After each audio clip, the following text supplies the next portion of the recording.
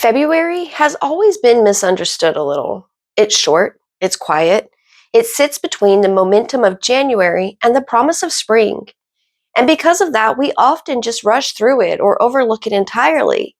But historically, spiritually, and even energetically, February was never meant to be dismissed. So let's take a pause, a deep breath, while we say goodbye to January and hello, February. Hello, friend, and welcome to Torches, Yoga, and Mindfulness. I'm Lauren, and I'll be your coach.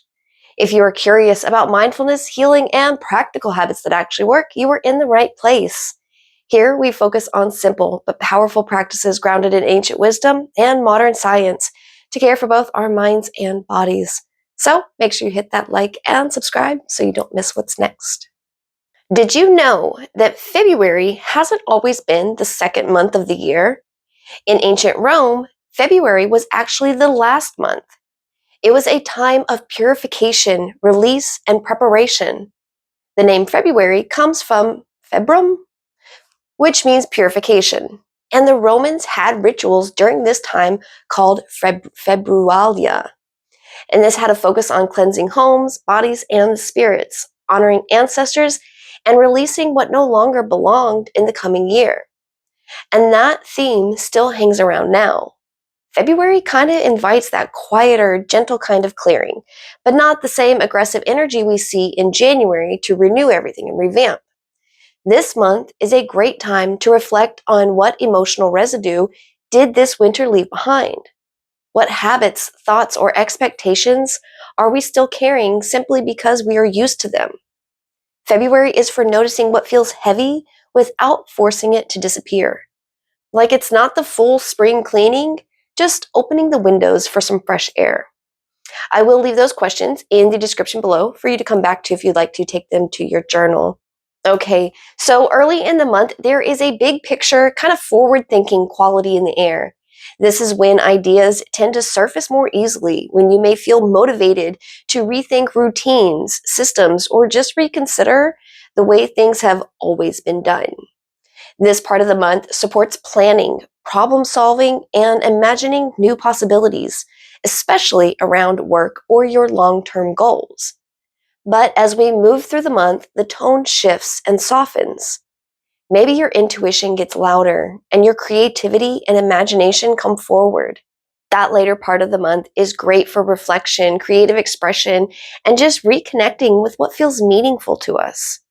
And you can plan your month around this flow of energy. Early in the month, do your planning and organizing, and let the later part of the month be more about listening, integrating, and allowing things to unfold.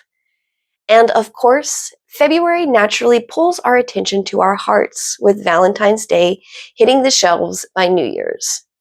But honestly, there's love, compassion, connection. Heart healing isn't just about romance or relationships with others. It's about how safe we feel being emotionally honest with ourselves. This is a month to check in with your heart, not to fix it, but to listen. If your heart feels tender, guarded, or tired, I have a guided meditation I will link in the description for you. But February is a powerful time to return to your heart healing practices. Okay, if you are looking for fun ways to sprinkle in mindfulness throughout your month, make sure to check out daysoftheyear.com, still not sponsoring, but I have picked some of my favorites. First up, here in the US, February is Black History Month. It's dedicated to honoring the contributions, resilience, creativity, and leadership of Black individuals throughout history. It first began quietly in 1926, created by Carter G. Woodson as a one-week observance, and it was later expanded to a full month 50 years later in 1976.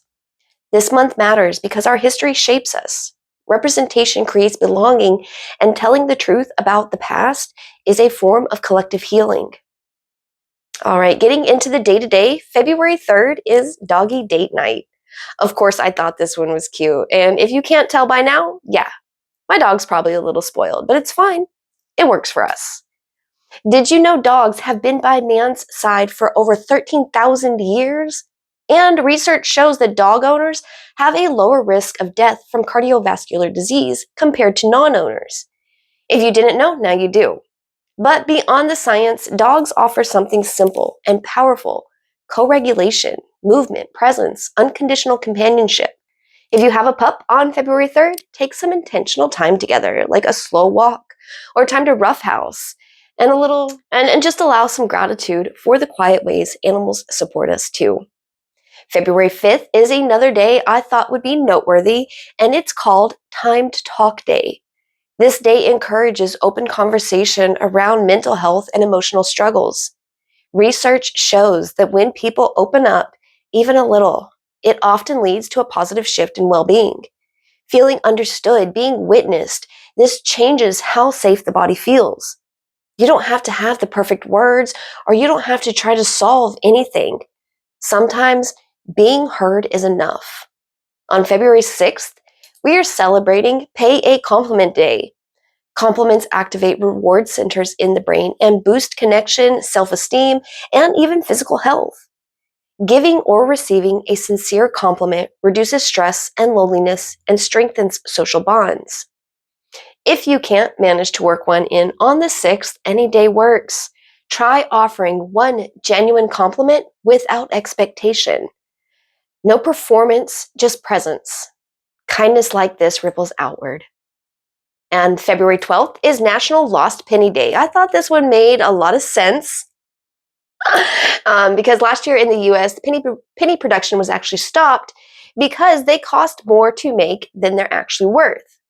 As a result, many retailers are rounding prices, and let's be real, they're probably going to round up, not down. But let's use the 12th as a reminder that small things add up. You can celebrate by picking up lost pennies, donating spare change, or starting a rainy day jar. I once used my own change jar to pay my car insurance. Those tiny contributions mattered more than I expected. February is a good month to remember that slow accumulation is still progress.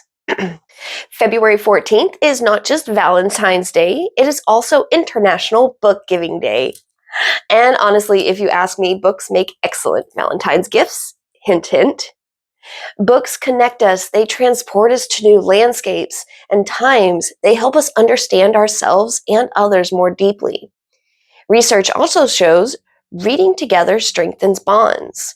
Reading regularly improves emotional intelligence, decision-making, self-expression, and vocabulary. And for children, books are foundational for language development. This month, consider gifting a book, donating some old books, or sharing a story with someone you love. All right, let's skip ahead to February 27th, which is No Brainer Day.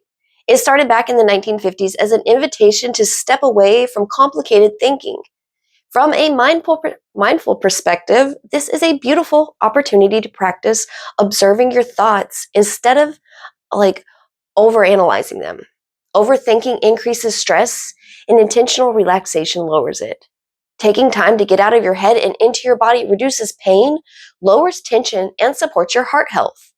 A body scan meditation fits perfectly here, letting the mind rest and the body speak. If you haven't caught our body scan workshop, I have the link in the description below. You know I got it there for you. So we know February is already a unique month with this shortened calendar, but there are some other little fun facts, little FFs I wanted to share. This is the only month that sometimes doesn't have a full moon during it. It is the snowiest month in the northern hemisphere and is the hottest month in the southern hemisphere. All right, my friend, this month, remember, February isn't asking you to come into full bloom. Just clear a little space to feel honestly and to prepare patiently. We don't need to rush towards spring. Just make some space for it. Thank you so much for sharing a piece of your day with me, friends. Stay present, stay kind to yourself, and I will see you soon.